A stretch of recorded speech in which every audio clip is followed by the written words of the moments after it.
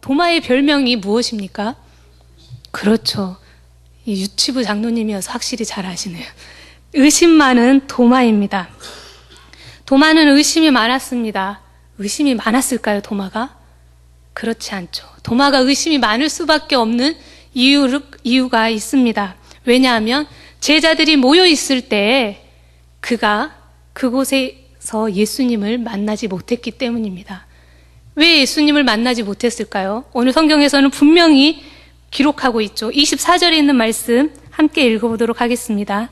12 제자 중에 하나로서 디두모라 불리는 도마는 예수께서 오셨을 때 함께 있지 아니한지라. 도마가 부활하신 예수님을 만나지 못했습니다. 그 이유가 무엇입니까? 그렇죠. 함께 있지 않았다는 겁니다. 제자들과 함께 있지 않았습니다. 그래서 그가 의심 많은 도마가 되었습니다.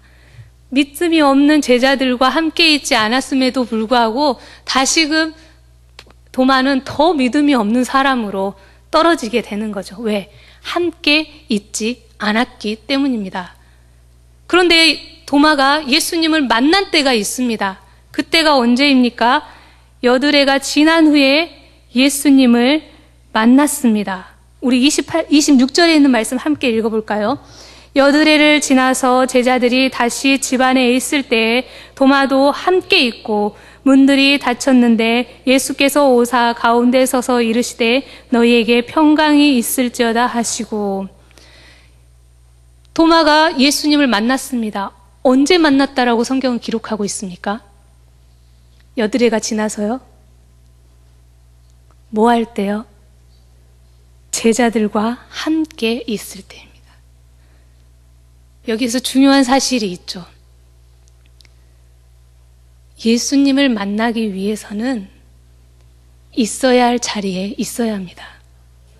부활하신 예수님을 만나기 위해서는 있어야 할 자리에 있어야 합니다. 함께 있을 곳에 있지 않은 도마는 결국 함께 있지 못했기 때문에 후에 예수님을 만났지만 이것으로 그는 별명을 얻었죠. 의심 많은 도마. 만약에 도마가 처음부터 제자들과 함께 있었으면 결코 이런 별명을 얻지 않았겠죠. 그런데 모든 사람들에게 의심 많은 도마라고 불리울 정도의 별명을 얻게 됐습니다. 왜냐하면 함께 있지 않았기 때문입니다.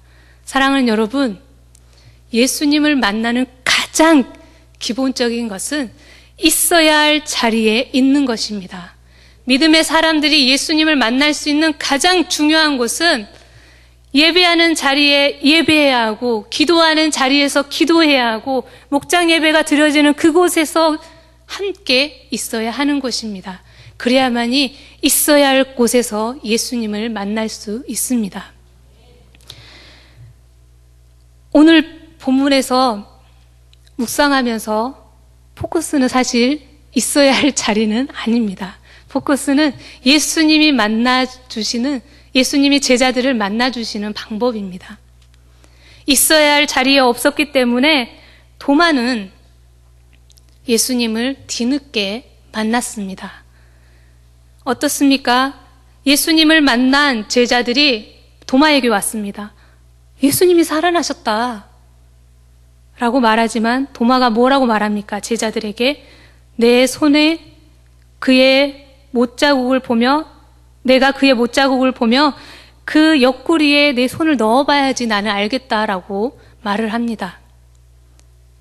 그리고 여드레가 지난 후에 예수님이 오셨습니다.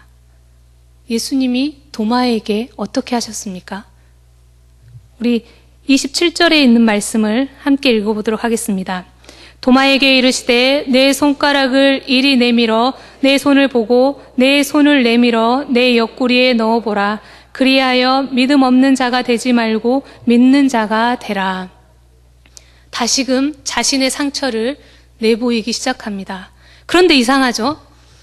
제자들에게 보여주신 상처를 보여주신 방법과 도마에게 상처를 보여주신 방법이 조금 다릅니다. 어떻게 다르나요? 너무 어려운 문제죠. 어떻게 다릅니까? 제자들이 모여있을 때 보여주신 상처는 손과 옆구리를 보이셨습니다. 그런데 도마에게는 어떻게 합니까? 도마야, 네 손을 내 옆구리에 넣어보라. 내 손을 보고, 내 손의 상처를 보고 네 손을 내 옆구리에 넣어보라라고까지 해주십니다. 다르죠? 왜 그렇습니까? 도마가 이미 제자들과 대화하면서 나는 내 손을 옆구리에 넣어봐야지 알겠어 라는 말을 했습니다. 예수님은 도마의 마음을 이미 알고 있었습니다. 제자들과의 대화였음에도 불구하고 예수님은 도마를 만났을 때 이 도마에게 이렇게 해 주어야 되겠다라는 것을 알고 계셨다는 겁니다. 사랑하는 여러분, 상처가 있는 사람은 자신을 보호하기 위해서 다른 사람이 보이지 않습니다. 그런데 예수님은 상처를 가지고 있음에도 불구하고 이 사람과 이 사람을 대하는 모습이 달랐다는 겁니다. 왜냐하면 각각의 특성이 있었기 때문입니다. 도마는 본인의 마음 가운데 나는 내 손으로 직접 예수님의 옆구리에 손을 넣어봐야지 알겠어. 그래야지 예수님이 살아계심을 알겠어라는 것을 가지고 있었던 성격임을 예수님은 분명히 알고 계셨습니다. 그렇기 때문에 이 제자들을 다루는 모습과 도마를 다루는 모습이 달랐다는 것입니다. 사랑하는 여러분, 우리 중에 상처 없는 사람이 누가 있겠습니까? 나이가 들면 들수록 더 많은 상처를 가지고 살아갑니다. 여러분의 상처는 여러분 안에서 어떻게 작용하고 있습니까? 누군가를 만났을 때 이 사람은 나랑 맞지 않아. 이 사람은 이상하게 나한테 이상하네. 저 사람 때문에 내가 상처를 받았어. 저 사람은 꼭 저렇게밖에 말을 못하더라. 저 사람이 잘못한 거 아니야? 저 사람 문제지. 나 저 사람한테 너무 섭섭한데? 저 사람이 나한테 먼저 잘못했다고 말을 해야지. 네가 나한테 사과하는 게 맞지 않아? 이렇게 생각하고 계시는 분들 계십니까? 나는 아닌 것 같지만 다 내 안에서 그동안에 내가 살아오면서 가지고 있었던 많은 상처들이 나도 모르게 나오고 있는 겁니다. 나는 아닌데 내 상처가 그렇게 말과 행동으로 나타나고 있는 것입니다. 사랑하는 여러분, 옛 어르신들이 주옥같이 쓰는 말이 있죠. 무슨 말입니까? 시집살이 해본 사람이, 그렇죠, 시집살이 더 심하게 시킨다는 거예요. 시집살이 하면서 받은 상처가 내가 며느리를 바라봤을 때 더 많은 시집살이를 시키게 한다는 겁니다. 나는 안 그렇다라고 생각했는데 며느리가 봤을 땐 저 시어머니는 예전 시어머니 욕하더니 그 시어머니하고 똑같네, 이렇게 생각하는 겁니다. 왜냐?